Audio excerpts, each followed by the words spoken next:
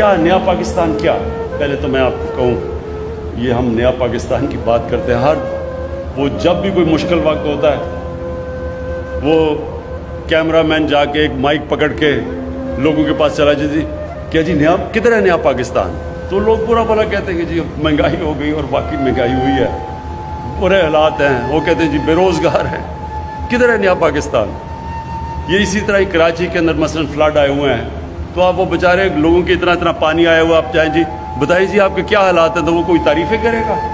تو جب ملک کے مشکل حالات ہیں تو لوگوں کے لیے مشکلات ہیں۔ ایک ملک کو آپ مقروض کر کے چلے جائیں، اس کو قرضے دینے ہوں، اس کے پاس مشکل سے پیسہ ہو اپنا ملک چلانے کے لیے، قرضے لے ملک چلانے کے لیے، تو جب وہ بیلٹ ٹائٹنگ کرتا ہے، خرچے کم کرتا ہے، تو اس میں تو لوگوں کو مشکل وقت گزرنا پڑے گا۔ یہ تو دنیا کی تاریخ ہے۔ تو اس کا یہ نہیں مطلب کہ اپنی خواب چھوٹی رکھو۔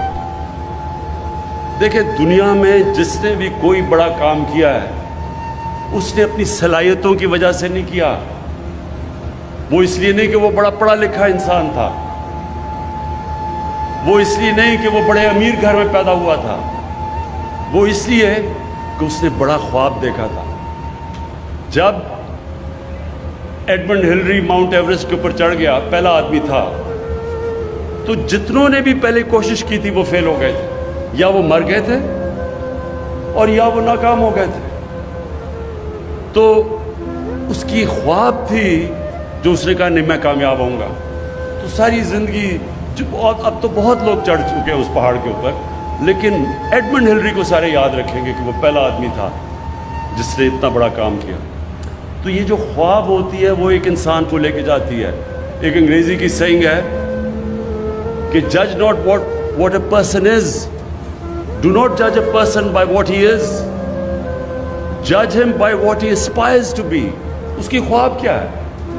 اگر میری خواب صرف یہ ہے کہ میں کلب کرکٹر ہی بننا ہے، تو میں انٹرنیشنل کرکٹر تو نہیں بنوں گا۔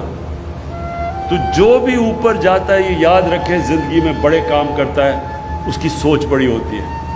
کسی نے سوچا ہی تھا نا کہ انسان کو چاند پہ جانا ہوگا، سب لوگ دنیا ہنستے تھے۔ میری زندگی میں نے بڑوں کو سوچا کہ کیا مذاق ہے چاند پہ جانا ہے۔ کوئی کہتا تھا دنیا ہی ختم ہو جائے گی۔ ہم ایک جناب باپ کے ساتھ گیا جمعے کے خطبے پہ، وہ مولوی صاحب کہہ رہے ہیں کہ دنیا ہی ختم ہو جائے گی، کوئی چاند پہ چلا گیا۔ تو ہوتے سارے ایسے دیوانے ہی بڑے کام کرتے ہیں۔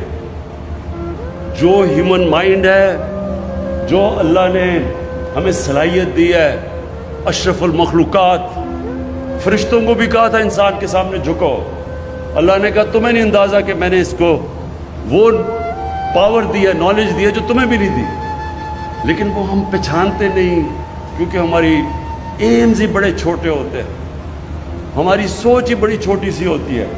سوچ یہ ہوتی جی پاور میں آئے، اپنی شوگر ملز لگا لی، فیکٹریاں لگائیں، پیسہ بنائے، لنڈن میں بڑے بڑے گھر لے لیے، ہماری سوچ اتنی رہ جاتی ہے، اور وہ پھر ہم اتنے ہی انسان رہ جاتے ہیں۔ بڑے سوچ والے مہاتر محمد، نیا شہر اس نے بنایا ہے آج ملیشیا میں، دیکھنے والا شہر ہے، جو ان کا کیپٹل ہے، یہ مہاتر محمد نے بنایا۔ تو جب وہ شروع کر رہا تھا لوگوں نے کہا جی فیل ہو جائے گا، اتنا خرچہ کدھر سے آئے گا؟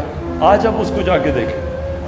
اور اسی طرح دنیا میں جب بھی کوئی بڑا کام ہوا ہے، پہلے وہ بڑی خواب ہوتی ہے۔ تو یہ جب مجھے پتہ چلا